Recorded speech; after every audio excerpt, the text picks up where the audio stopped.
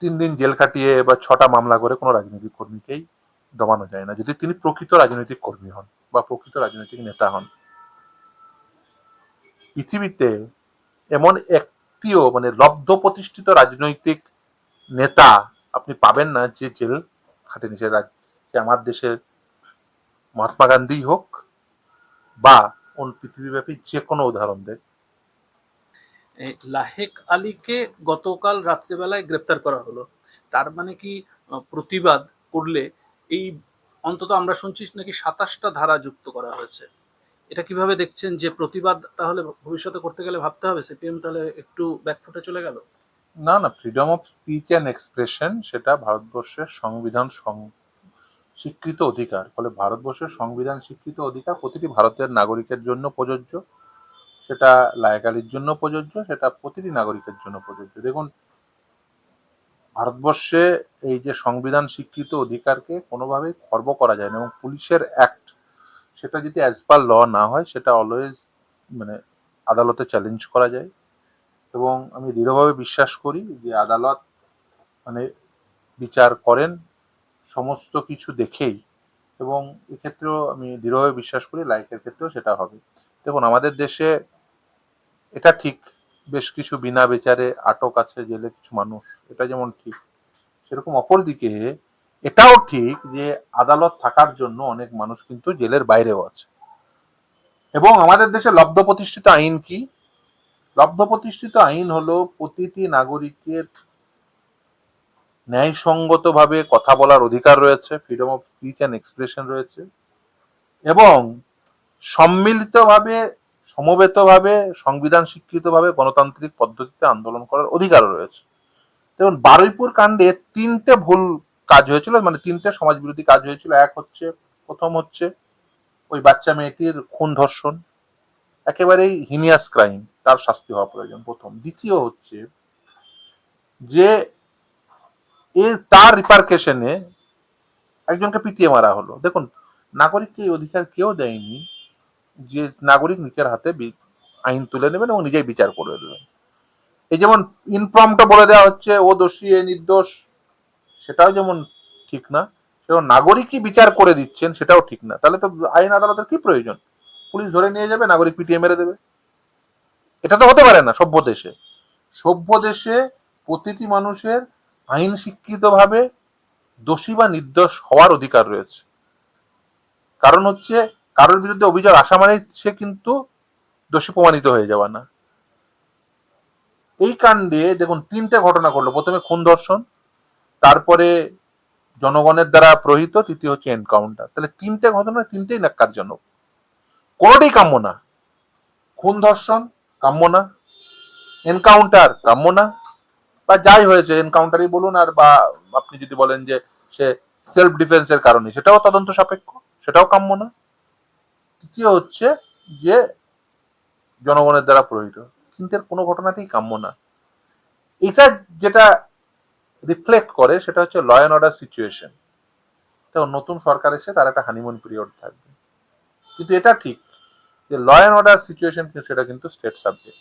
ফলে ল and order maintain করাটা রাষ্ট্রের মানে রাজ্যের দায়িত্ব, এবং রাজ্যকে সেই দায়িত্ব পালন করতেই হবে। এবং তার জন্য যদি ল অ্যান্ড অর্ডার কোথাও মেনটেন না হয়, কোথাও যদি খুন ধর্ষণের মতো এবং হিনিয়াস ক্রাইম হয়, যদি কেউ আন্দোলন করে তার জন্য তাকে কখনোই মানে জেলবন্দি করা যায় না। এবং আমাদের দেশে অ্যারেস্টেরও নির্দিষ্ট মানে সুপ্রিম কোর্ট বারবার বলছেন যে পুলিশের হাতে অ্যারেস্টের ক্ষমতা আছে মানে পুলিশ অ্যারেস্ট করে নেবেন, এরকম করা যায় না। একটা নির্দিষ্ট গাইডলাইন আছে কিভাবে অ্যারেস্ট করতে হবে। সে ডিকে বাসু থেকে শুরু করে আজকে এই 2026 সাল পর্যন্ত নিরন্তর সুপ্রিম কোর্ট বলে যাচ্ছেন। আপনারা জানেন নিশ্চিতভাবেই, এবং আমি শুনছিলাম ওই ভিডিওতে বলার চেষ্টা করছিল যে মানে লাইক 41A আছে কিনা। দেখুন, যদি 7 বছরের নিচে অফেন্স হয় তাহলে নিশ্চিতভাবেই, আগে 41A ছিল আগেকার আইনে, এখন বর্তমানে 35(3) হয়েছে, যেটি 7 বছরের নিচের অপরাধ হবে। যদি তার উপরের অপরাধ হয়, অর্থাৎ যেখানে উইদাউট 35(3) অর 41A যেভাবে বলুন না কেন, কারণ আগের আইনে ছিল, এখন বর্তমানে রিপিল হয়ে নতুন আইনে এসেছে, নোটিশ না দেওয়া গ্রেপ্তার করার ক্ষেত্রেও নির্দিষ্ট আইন রয়েছে কিভাবে তাকে গ্রেপ্তার, তাকে ইনফর্ম করতে হবে, কতক্ষণ আগে ইনফর্ম করতে হবে, এবং সে তো আর মানে পুলিশের বন্দুক কেটে নেপালে যাচ্ছিল না, তার বাড়ির লোককে ইনফর্ম করতে হবে, কি কি ধারায় তাকে অভিযুক্ত করা হয়েছে, সে সমস্ত কিছু জানাতে হবে। আমার দেখে মনে হয়েছে সেই পদ্ধতিগুলো পুলিশ বোধহয় পালন করেননি, এবং সেটা পুলিশের অজ্ঞতাই বলুন আর পুলিশের অদূরদর্শিতা বা আইন সম্পর্কে সচেতনতা না থাকাই বলুন।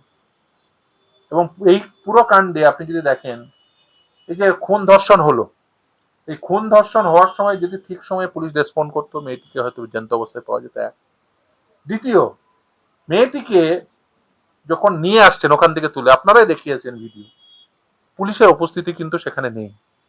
তাহলে যার বডি নিয়ে আসা হচ্ছে সাধারণ মানুষের, জনগণের উদ্যোগী, সেখানে পুলিশ কোথায়? তৃতীয়, তারপরে যখন ইনফর্মড হলো, আমি ধরে নিলাম তখন ইনফর্মড হয়নি, ইনফর্ম হওয়ার পরে কি করে সেখানে তো area domination, law and order situation handle করে, এটা তো পুলিশের দায়িত্ব। তারপরে কি করে জনগণ পিটিয়ে মেরে দিল আরেকজন? তার মানে তিনটে নেগলিজেন্ট অ্যাক্ট একেবারে চাক্ষুষ হচ্ছে পুলিশের। তাহলে পুলিশ বারবার নেগলিজেন্ট হয়ে যাচ্ছেন, আইন মানছেন না, এটা কখনোই সভ্য দেশে কাম্য নয়। আইন বিরুদ্ধ কোনো আচরণ কোনো নাগরিকের জন্য কাম্য নয়, পুলিশের জন্যও কাম্য না। দেখুন, আমাদের এই রাষ্ট্র পরিচালনার ক্ষেত্রে এই যে আমরা এই যে ধরুন সংবিধান, এত আইন, তার কেন প্রয়োজন? এই যে ধরুন সংবিধান, সংবিধান কি? সংবিধান হচ্ছে আমার রাষ্ট্রীয় যে ব্যবস্থাপনা, তার সাথে নাগরিকের চুক্তিপত্র। দেখবেন আমরা সংবিধান আমরা নিজেরাই নিজেদেরকে উৎসর্গ করেছি, we the people of India having সলেমলি constitute India বলে দেখবেন প্রস্তাবনায় লিখে আছে। কেন? কারণ হচ্ছে আমরা নিজেরাই সংবিধান রচয়িতা, মানে আমরা ভারতবর্ষের নাগরিকরা। আমরা আমাদের জনপ্রতিনিধিদের, নির্বাচিত জনপ্রতিনিধিদের রিপ্রেজেন্টেটিভ ক্যাপাসিটিতে আমরা আইনসভায় পাঠিয়ে কি বলি, যে এই সংবিধান স্বীকৃত পথে এই সমাজটিকে, এই দেশটিকে সঠিকভাবে পরিচালনা করার জন্য আপনারা এমন ধরনের আইন তৈরি করুন যাতে সমাজে কনফ্লিক্ট মিনিমাইজড হয়। আইনের উদ্দেশ্য কখনোই কনফ্লিক্ট ম্যাক্সিমাইজ না। কিন্তু দুর্ভাগ্য হলো সত্য, এখন প্রায়শই দেখতে পাচ্ছি যে ধরনের আইন আনার প্রচেষ্টা করা হচ্ছে, তাতে এই যে মিনিমাইজেশন অফ কনফ্লিক্টের বদলে ম্যাক্সিমাইজেশন অফ কনফ্লিক্ট হয়ে যাচ্ছে। অর্থাৎ যেখানে নাগরিকদের মধ্যে কনফ্লিক্ট থাকবে, মানুষে থাকলে কনফ্লিক্ট থাকে, এত এত মানুষ, সেই কনফ্লিক্টকে মিনিমাইজ করা আইনের উদ্দেশ্য, কনফ্লিক্টকে ম্যাক্সিমাইজ করা না, বাড়ানো না। আপনি যত কনফ্লিক্ট বাড়াবেন তত সমাজে অস্থিরতা বাড়বে, আর সমাজে অস্থিরতা বাড়লে সমাজের প্রতিটি ক্ষেত্রে অ্যাফেক্টেড হবে। বলুন তো, বিগত 15 বছরে এই যে মমতা বন্দ্যোপাধ্যায় সরকার ছিল, আনইন্টারাপ্টেড 15 ইয়ার্স সরকার ছিল, কিন্তু তারপরেও একজন শিল্পোদ্যোগীও টাটা চলে যাওয়ার পরে কেন আসেননি পশ্চিমবঙ্গে? তার কারণ অস্থিরতা ছিল, ল অ্যান্ড অর্ডার ছিল না। আইন আনাই যথেষ্ট নয়, এখানে আইন ইন অ্যাকর্ডেন্স উইথ কনস্টিটিউশন হতে হবে, বা কনস্টিটিউশনের পেরিফেরির মধ্যে হতে হবে, কনস্টিটিউশনের দায়রার বাইরে যাওয়া যাবে না। দ্বিতীয় হচ্ছে সেই আইনের প্রপার ইমপ্লিমেন্টেশন হতে হবে, প্রপার জায়গায়, প্রপার ব্যক্তির এগেনস্টে ইমপ্লিমেন্টেড হতে হবে। এখন দেখা যাচ্ছে যে বেশিরভাগ ক্ষেত্রেই, শুধু আমার দেশে তো না, বিভিন্ন দেশেই মানে প্রতিদিন এই সময়ের সঙ্গে সঙ্গে এই সিস্টেমের মধ্যে এক ধরনের অস্থিরতা তৈরি হচ্ছে, এবং সেই অস্থিরতা বেড়ে যাচ্ছে আরো বেশি যখন দেখা যাচ্ছে যে নাগরিকের বিরুদ্ধে, নাগরিকের যে নাগরিক অধিকার সেগুলোকে খর্ব করছে। নাগরিকদের নাগরিক অধিকার কখনোই খর্ব করা কখনোই কাম্য নয়। যেটা তার মানে দাঁড়াচ্ছে যে সিপিএম এর একজন নেতাকে সেখানে, এছাড়াও 3জনকে আরো এফআইআর করা হয়েছে 3জনে। তাহলে ওর ভাবছিল যে সিপিএম ব্যাকফুটে চলে যাবে, এটাতে কি কোনো ভয়ের দেখুন, কোনো রাজনৈতিক কর্মী ওই 3 দিন জেল খাটিয়ে বা 6টা মামলা করে কোনো রাজনৈতিক কর্মীকেই দমানো যায় না, যদি তিনি প্রকৃত রাজনৈতিক কর্মী হন বা প্রকৃত রাজনৈতিক নেতা হন। পৃথিবীতে এমন একটিও মানে লব্ধ প্রতিষ্ঠিত রাজনৈতিক নেতা আপনি পাবেন না যে জেল খাটেনি। সে আমার দেশের মহাত্মা গান্ধী হোক বা পৃথিবীব্যাপী যে কোনো উদাহরণ দেখ, তার মানে কি, আমি বলছি না যে প্রতিটি রাজনৈতিক কর্মী যে জেল খাটছে সেই একেবারে মহাত্মা গান্ধী না, সে মহাত্মা গান্ধী না, কিন্তু এটা ঠিক যে রাজনীতি করতে গেলে জেল হবে, রাজনীতি করতে গেলে বিরুদ্ধে দুটো মামলা হবে, রাজনীতি করতে গেলে আপনার বিরুদ্ধে 5টা লোক বলবে, তাহলে রাজনীতি করেন না। যদি রাজনীতি করতে গিয়ে যদি মামলার ভয় পান তাহলে রাজনীতি করেন না। রাজনীতি করতে গিয়ে যদি মানে আপনার বিরুদ্ধে দুটো কথা বলবে সেই ভয় পান, তাহলে প্রায় মানে জনমানুষের মানে পাবলিক ফিগার হওয়ার প্রয়োজন নেই। আপনি যদি এই ভয়ে থাকেন যে আমার বিরুদ্ধে দুটো মামলা দেবে বা আমার বিরুদ্ধে 2-4 জন বলবে, স্বাভাবিক। আপনি বলুন যে বর্তমানে দেশের প্রধানমন্ত্রী নরেন্দ্র মোদী, তার পক্ষের ভোট কত? তা মানে কি একটা বৃহৎ সংখ্যক মানুষ তার বিরুদ্ধে, আপনি বলে দিলেন 35, আমি তারও থেকেও পার্সেন্টেজটা কম, কিন্তু আমি তার মানে কি বৃহৎ সংখ্যক মানুষ তার বিরুদ্ধে, কিন্তু তিনি কিন্তু এই দেশের সর্বোচ্চ আসনে বসে আছেন। আপনি প্রতিদিন দেখবেন লক্ষ লক্ষ, আমি প্রায়শই রাজনৈতিক কর্মীদের বলি যারা এসে একটু বিমর্ষ হয়ে যান বা হর্ষ হয়ে যান, যে পৃথিবীতে ইতিহাসে সে তত বেশি শক্তিশালী যার বিরুদ্ধে যত মানুষ বেশি কথা বলে। ফলে এটা নয় যে আর আপনি বিরোধী রাজনীতি করবেন দুটো মামলা হবে না, এটা তো হতে পারে না।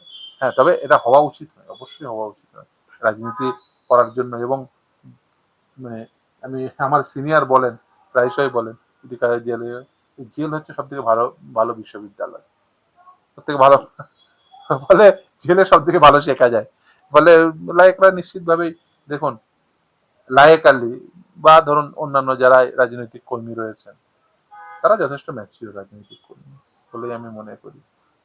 এবং সেই রাজনৈতিক কর্মীরা তারা এটা জেনে বুঝেই এসছেন যে রাজনীতি করতে গেলে, মানুষের সঙ্গে থাকতে গেলে আমাকে অনেক কিছু হতে হবে। আমি আপনাদের একটা কথা বলি, মানে আপনাদের মনে থাকবে ডিএ মামলাকারী, 2জন মামলাকারী জানেন, মলয়দা এবং শ্যামলদা। তো শ্যামলদা ওই প্রায়শই সিঙ্গুরে সুহিত দত্ত, মানে অনেকেই দেখবেন তো সুজিত দত্ত সম্পর্কে যে তিনি যে কতটা একজন মানে একেবারেই মানে যার সঙ্গে তার বিরুদ্ধে যা যা অভিযোগ করা হয়েছে তার সঙ্গে বিন্দু বিসর্গ কোনো সেই মানুষটির গায়ে রীতিমতো মানে হ্যাঁ একেবারে মানে তার স্কিন খুব অত্যন্ত কষ্টে মারা গেছেন। তো সেই সুজিত দত্ত যিনি সিপিএম এর নেতা ছিলেন, এবং তার তিনি যিনি বলেন মানে শ্যামলদা তিনি কিন্তু সিপিএম পার্টির নেতা না, তিনি কিন্তু কংগ্রেস পার্টির নেতা। কিন্তু একজন রাজনৈতিক কর্মী সম্পর্কে কতটা রেসপেক্ট থাকলে যে সুজিতদার সাথে অন্যায় হয়েছে, তিনি দেখবেন তিনি সোশ্যাল মিডিয়া প্ল্যাটফর্মেও বলেন যে সুজিতদার সাথে অন্যায় হয়েছে।